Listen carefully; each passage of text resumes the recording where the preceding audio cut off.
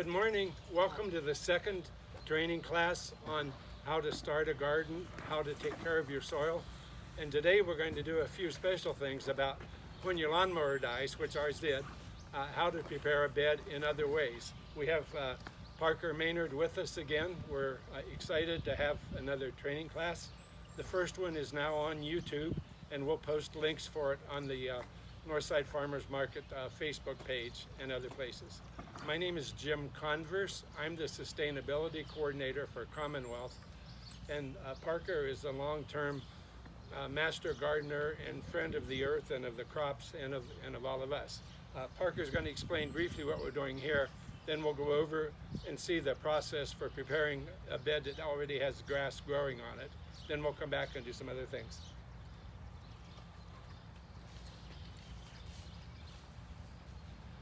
We're gonna move over here, so we'll take a quick little snip in the video.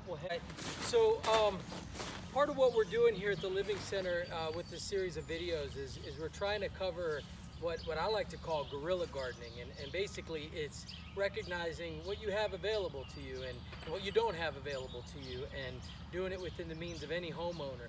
For children to get involved, people of all ages to get involved. So one thing that I have developed gardens without is a plow and a tractor. So one thing that you got to keep in mind, or should keep in mind when it comes to getting your garden started, is that if you don't get rid of what's currently there in terms of weeds or shrubs or grass, it's going to come back, and you're going to spend a good part of at least the first year in a garden. You're going to be managing what you didn't really get rid of in the first place. So that's what a plow is for. Generally, a plow comes in and it turns the soil over completely, and then whatever turf was there is going to be incorporated into the soil by the worms and the microbes and that kind of thing. So one thing I do to accelerate that is I get these tarps, and this is a free tarp. I got this from an advertising company, and once they take them down, they get rid of them. You can kind of keep your feelers out for advertising companies, but any tarp will do. Any tarp that you acquire, yard sale, or buy from a hardware store. Something heavy that doesn't allow for light to get through. So this is, I put the black side up, and this process right here is called solarizing. So I just say, my kids and I will go out, and we want a tarp, we want to create another garden in the yard. So we'll go out and we'll just grab a tarp. This is a small one. I've got ones that are 8 times this size. I mean, they cover half this area over here. So this is a good demonstration size right here. So I just have this laid out right now to show you about the size that we want to turn into a garden. We got some potatoes that have been started here already. They're doing great. They're popping up. This will be mowed. This is a walkway. Will be mowed, and we want to just do another garden area right here. So the first thing generally is to mow. As Jim mentioned, the mower's down. The show must go on. We're not going to wait until we can put the money into the mower or get a new mower. We're going to move forward. Just keep in mind the principle. We're working on stressing and killing the sod underneath, so that we don't the turf, the thatch, the roots, and the grass will die, and then we'll be able to more easily create a garden here without fighting that turf coming back over and over again. So what I'm going to do is just remove these. We got these weights right here, and I want to show you the optimal way to do this. Now you could just lay this out just like that, weigh it down real good, and come back in 2-3 weeks, maybe longer depending on the weather, but with the sun and the heat, it'll bake that grass. It'll turn white. It'll starve it from sunshine, from sunlight, and then it'll start to get incorporated in the soil without doing anything. Just lay the tarp out and weigh it down. But today I'll show you the optimal way, what I like to do, and so we're gonna lift this guy off.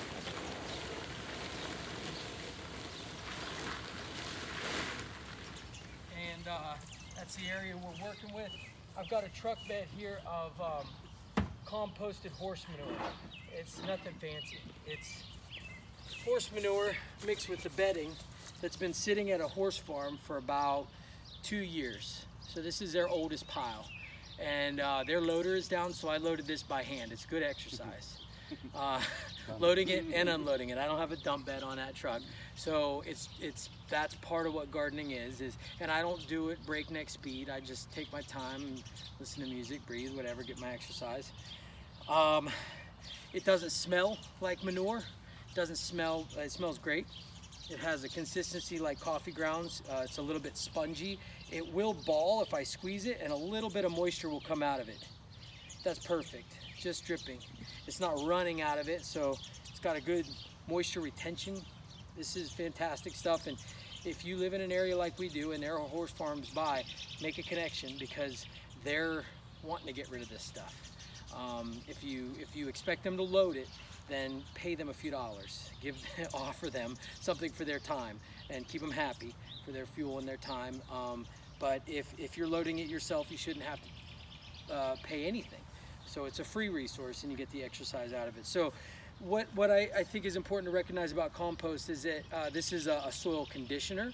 It's going to help improve the tilth or the texture of the soil, the water retention of the soil, and the drainage. So it's going to retain better when it needs to retain in a drought. It's going to drain better whenever you have excess water. So compost, that's the magic of compost. Plus it's teeming with microbes. This is full of life that's going to inoculate. So it's a culture. What you're getting here is a culture of living organisms that are going to change your soil or your yard into a garden. That's one of the main differences. If there were 3 main differences, that would be probably the main one, is that the soil is teeming with life. So I kind of know what my footprint is here, and what I do know also that I don't need to layer this heavy. I can if I want to, but I don't have to, and I can just be I can be economical with it. So I'm just going to toss this out like this, and I'm not going to be too particular about covering every green blade of grass, because you can imagine once this gets in the dark and the heat of that tarp, the microbes are going to flourish and they're going to start to munch on the grass and the roots that we're trying to get rid of.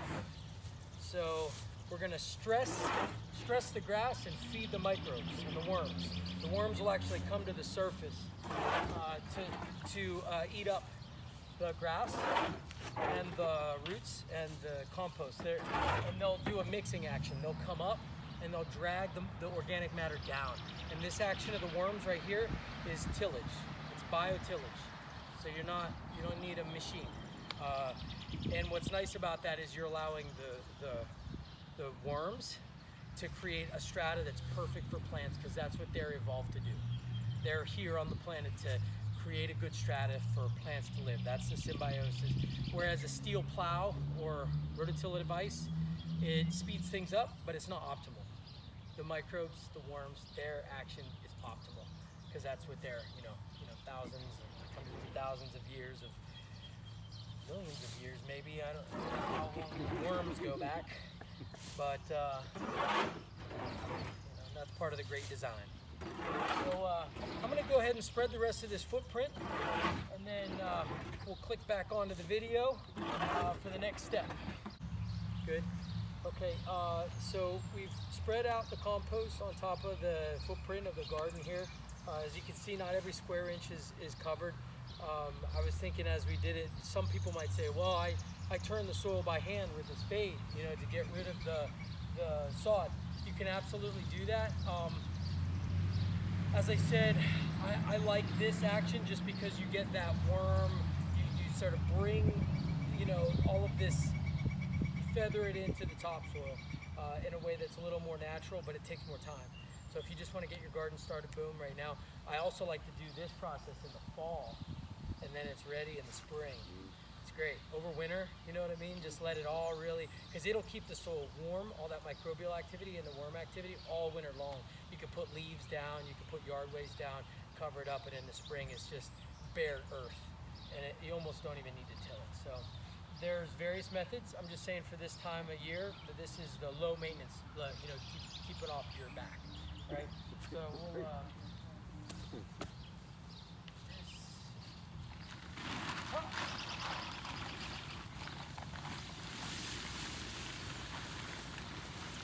Jim and I just scavenged for some weights here. So we're gonna spread this out flat.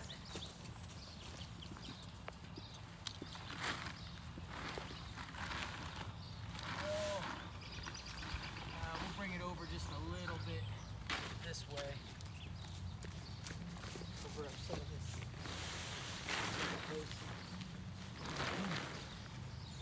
mower to fit through there for the pathway. Yeah, there we go, that's it. And then we got these weights that we just search for. I've used cinder blocks, I've used 4x4s. What you don't want is something that's not heavy enough and it'll blow away, and then you're out here every windstorm grabbing your tarp, and it kind of sets you back a little bit for solarizing. So it's just more work than it needs to be. The whole idea is less work. So cinder block worked great. We'll probably have to find some more stuff and some heavier stuff, some 4x4 posts or whatever, because the wind will get up underneath the edges and it'll be a kite. It'll fly across the yard. But anyway, you get the idea. It's that simple. So we'll come back here next week or 2 weeks from now. We'll open this up and we'll see what things look like underneath there. But it'll probably, after 2 weeks, maybe 3, it'll be ready to rototill, or we're gonna aerate it with a fork and then rototill it and then build beds. So second half of this video, we're gonna head over to the garden and we're gonna do some double digging of beds and transplanting, just to keep you on schedule for the time of year. Okay, so what we have here is this is the first garden that Victory Gardens Community Center has set up here, Sustainable Living Center, north side of Youngstown. And like I said, we're working with what we got. They've got a crew come in to do some maintenance over here, so they'll do some weed whacking, and we'll get the mower working, and we'll trim up. But right now we're focused on this last garden bed. There's some lettuce going on, some carrots and onion starts. These tomatoes look great. But once you've prepared your garden in the way that I described with the tarp and a little bit of compost, and then you've got bare ground, we're kind of picking up right here with that. So if you've got an area that you've already done some tilling in, I just want to go over some principles. Now this is a little different. They put down a tarp and then they've got 6 inches material here. So you might be working with bare ground and not, a tarp underlay underneath, but the principles are the same. And it's a French method that is called double digging. And basically we're going to take the material from where you walk and we're going to put it where you grow. And then once that is established, where you grow, then you don't step on that anymore, and you shouldn't have to run a rototiller anymore either. Maybe do some cultivation on the top surface to keep it loose, but the idea is that you're not going to compact it by stepping on it anymore. So what I want to do is I want to utilize the value of this compost material that they put down, and I want to put it on top of where we're going to transplant some cabbage starts. So one thing I'll do is I do usually set out a stake and some string, but in this circumstance I'm going to use the tool that I have at hand. It's a short row, and I'm just going to go 2 widths of my shovel are going to be the width of my garden bed, and then the width of my shovel here is going to be the width of my walkway. So what you can do here is you can get in nice loose material. If it's not so loose, you're going to have to use a spade shovel, and I'm going to put it here. While I'm doing this, I'll talk to you a little bit about the plan here. Is double digging the bed, putting wood chips. So contact a tree trimmer. You can get wood chips for free, but contract a wood trimmer, or excuse me, a tree trimmer, or maybe even a carpenter, somebody who has like a sawmill maybe with larger trimmings, or wood chips and sawdust. You can put down leaves are great from the fall if you want to put leaves down in your walkway. Something to reduce the amount of compaction of your feet in the pathways. It's going to keep weeds from coming up as well. It's going to help create a little bit of a habitat between garden bed. I want to have some sort of raw material in the walkway that's going to attract beneficial mycorrhizae to grow through it, to keep the garden one living area, not one compacted dead area where I walk. Okay, I definitely don't want to walk on the garden beds though, because that compacts around the roots and it's no good. So I'll answer any questions right after the video, or at the end of the video. Actually, go ahead. I'm sorry, you might not remember by then. What do you have in mind? I was going to say, when I went to Master Gardening School, they taught us to put newspaper down in the field. Okay, yeah, So that it would newspaper. break down and turn the soil. Yep, one of the first farm, or cardboard will work for sure. And I'm just using my tool here to check my width. 2 shovels wide, 1 shovel. This is the kind of thing. Sometimes you can use your foot, you know, foot for your garden area, and 1 foot for your, 1 foot for your walkway. What I recommend is about 30 inches. 30 inches for your garden bed, because it's easy to work from both sides. You can lean over and work it from both sides to the center. 18 inches for your walkway. A lot of people want to skimp because they want to get the most out of the area that they worked. 12 inches, you're going to be walking like this, and you're going to be brushing into plants left and right. These tomatoes are already, this is quite a squeeze, but if they're trellised correctly and pruned, you'll be able to fit it all in here all right. So let's continue. Like I said, this is loose material, so I can use this nice wide, shovel right here, and relatively young, so I can manage this strain. But I would go with if the soil were any rough or heavier, I would use the spade shovel. I do like to keep in mind, sort of like, I don't know, garden yoga. Whatever you're doing, be mindful, breathe. Don't forget to breathe. Because you want to be able to do this. So it's getting a little heavy for this flat tip shovel. So maybe I'll use a spade shovel. It's got that point on it, so it'll go in a little bit easier. Just won't happen quite as fast, that's all. Trying to keep your back straight, keep some integrity in your back, because I've seen a lot of vegetable farmers that walk hunched over like they're carrying 2 heavy suitcases all the time.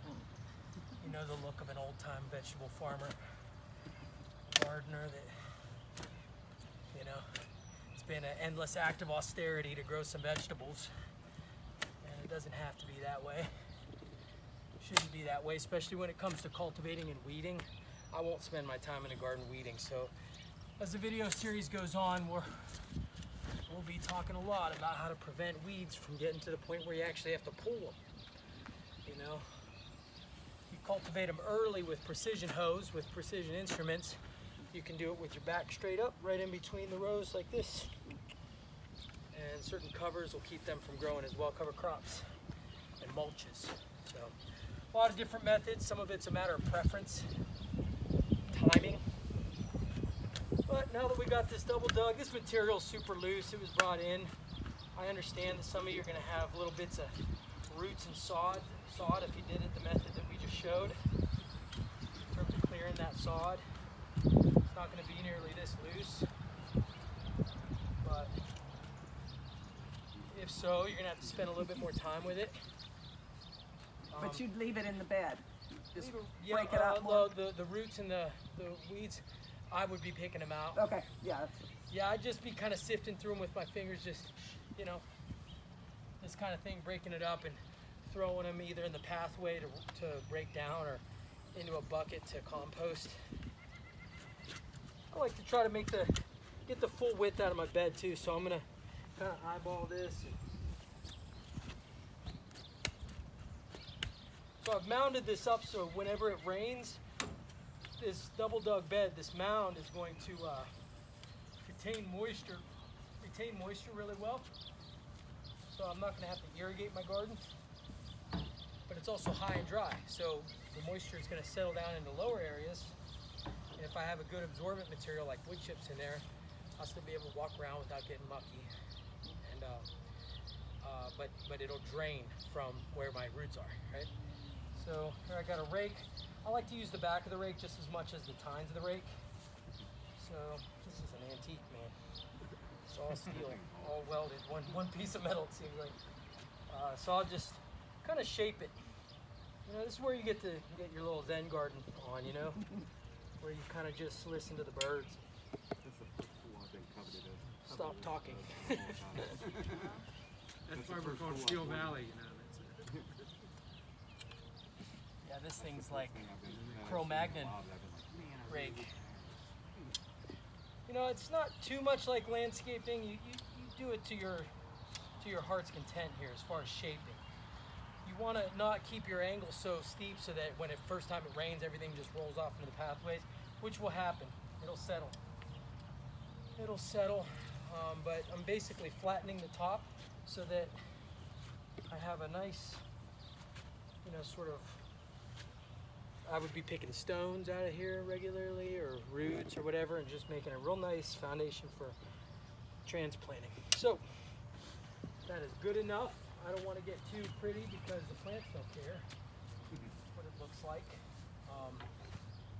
It's just functional now. Now I've gone from 6 inches to probably about 10 inches of depth, really maximizing, and I've defined where I'm going to walk and where I'm going to grow. So next video, or as soon as they get some wood chips, they'll put them in here and clearly define where you walk and where you grow. So let's take a quick intermission to grab our transplants, and then we'll get the crew together to do a quick transplant to finish off the video. All right, so we've got our transplants here. We've got some volunteers here from the Sustainable Living Center. Can you introduce yourself real quick? My name's Susie Byers. Susie Byers. Terry? Terry. Yeah. Terry and what's Terry your and last? Susie. Susie, okay, Terry and Susie, and they're brave volunteers. I wanted to go over the quick reality of transplants. Sometimes you buy them and they sit on your deck or they sit on your porch for a little bit long, and you start to notice like yellowing, and it's like, especially with your brassicas, they're like an early season crop. They like cool weather. They like to get in the ground early, usually right around Mother's Day or a little bit before Mother's Day. So we're a little bit late, honestly, for these. They're called cole crops. I think K-O-H-L, cole crops. C-O-L-E. C-O-L-E. Sounds like cold, but it's not, but it does mean cold. These are all brassicas: cabbage, broccoli, kale, Brussels sprouts. Brussels sprouts, what's the kohlrabi, all that, and or crucifers, they're also called. But anyhow, the reality is sometimes some of them die off in a chill or they get dried out, and you just got to pick them out, throw them in the compost or somewhere out of the garden. You don't want them rotting in the garden. That kind of invites pestilence. But recognize the ones that aren't going to make it, you know, that aren't doing well, and don't waste your time with it. It's just going to be frustration. So, you know, clean out your flat. This is a reality of gardening. You know, you're not going to get this version from the magazine. It's not going to tell you the reality is that you don't get the things on time a lot. So, you know, just identify which ones are the strongest, and a little bit of yellowing or a little bit of bronzing like that, or leaves falling off isn't.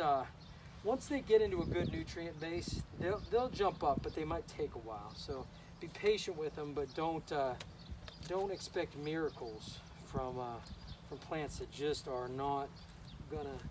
You know, you can tell they're but in relation to the other ones, like, you know, this one's nice, you know, strong, healthy, and then maybe you know, singulate always. Don't put, if you've got two plants in a pod, don't try to get them both to grow in the same spot. They're just going to compete their whole lives. So we've got some collards right here, so that'd be a nice thing. We've got tomatoes, so we can do some collards. I like that, so I'll give those to you, Terry. And then what do we have over here? This is broccoli. As far as mixing species, you got to be mindful. What I'd like to do is do kale and collards together, because that makes sense to me in terms of the space and the spacing, and they're not going to get too crazy wide. Collards here, I'll hand those to you, Sandy. Kale, and then I'll take a couple collards and kales, and we'll do these broccoli somewhere else some other time today. It'd be great. So Jim, I'm going to hand you the broccoli. So that's what you got left is broccoli. We'll make a row with that. Okay. So we got all collard greens and kale. They can totally grow together. I've done it often. They have some of the same pests too. So in terms of pest management, you could watch. All these brassicas and crucifers, they get the cabbage moth. White moth, bright white moth, puts a little caterpillar.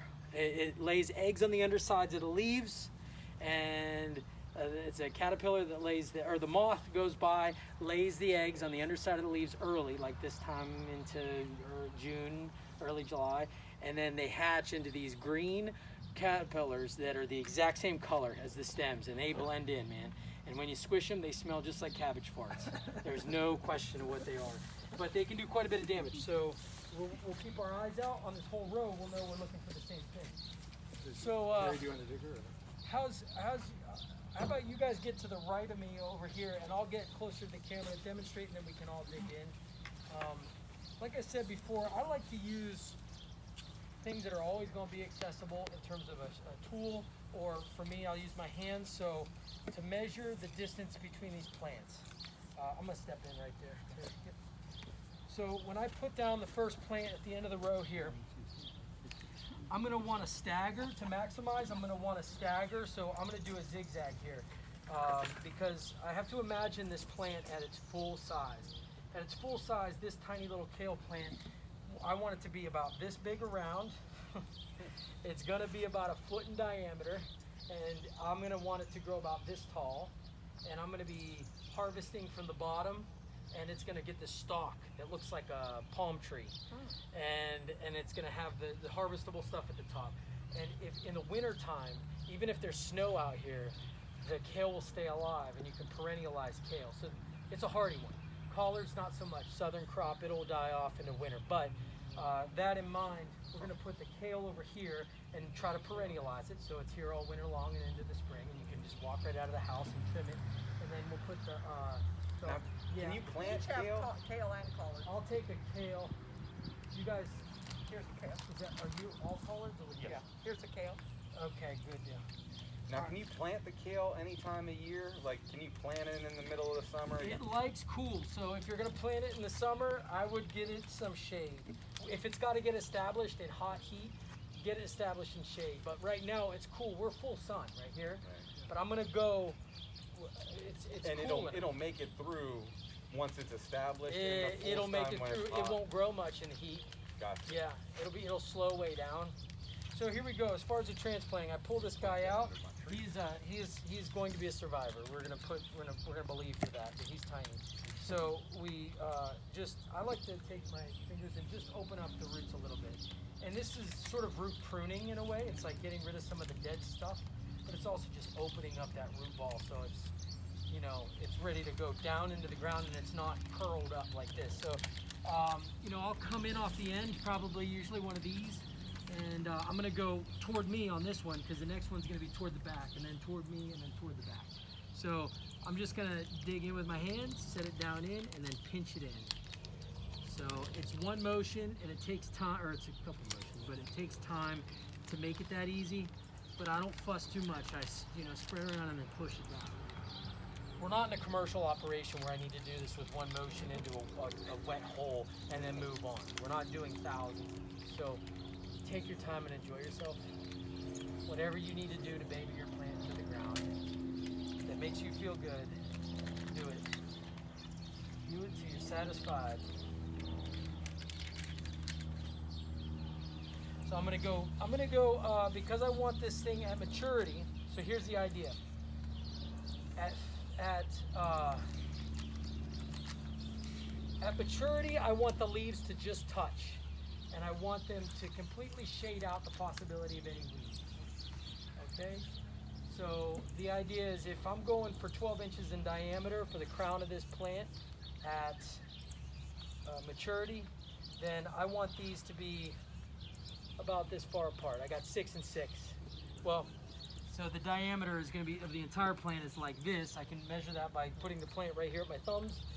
And then that's going to tell me that the diameter, so I'm going to go 2 away from the center of the plant. I'm going to go 1, 2, set her down. And I want it to be proud. I don't want to be down in a dip. I don't want it to be low. I want it to sit proud so that where I plant this in, it's at the soil level. It's not below the soil level of the entire bed.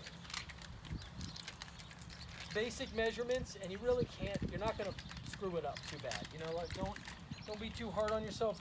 What I see more of is people crowding their plants, which creates too much, you know what I mean? They want to pack them in. Creates a little bit too much competition. And competition for light, and you want to give them plenty of room for their growth habits to be strong. Especially if you're going to try to perennialize these guys through the winter and be able to harvest them early in the spring. Beauty of kale and a handful of others, you can overwinter them, and then in like March you're harvesting. They're greening up and they're sweet because the starch is converting to sugar. So spinach will do the same, and carrots will do the same. If you plant carrots in the fall, in early spring, they'll be the most delicious carrots you ever had, as the starches convert. And if you threw a cold frame over the kale, it would pretty much go year round, right? That's right. Yeah. Now you can get it to survive without a cover, depending on what kind of things happen in the winter. If you get heavy frost without snow, snow actually helps protect. So you can see what we're doing. We're doing a zigzag, and you can get kale here, kale there. And you should have a kale forest that is perennial. But if you put cover, if you were to put little wire wickets and a floating row cover over top in the winter, or plastic.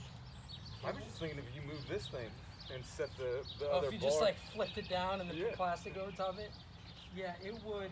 Over the winter, the day length is short, so it's a matter of light that's going to keep it from growing much.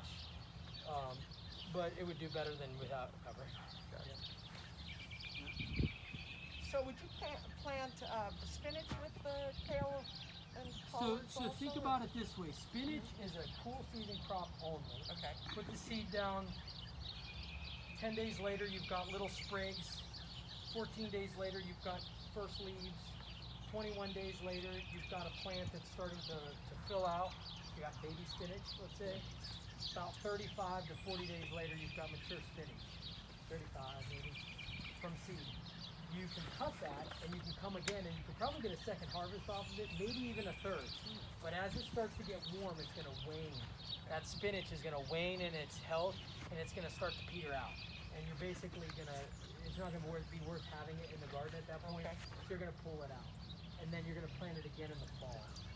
There are some long-standing varieties of spinach that can go through the summer, but they're not what you think of as spinach. They're not the super tender, sweet, you know. Right. So just think of spinach as a cool season crop, whether it's early season or late season.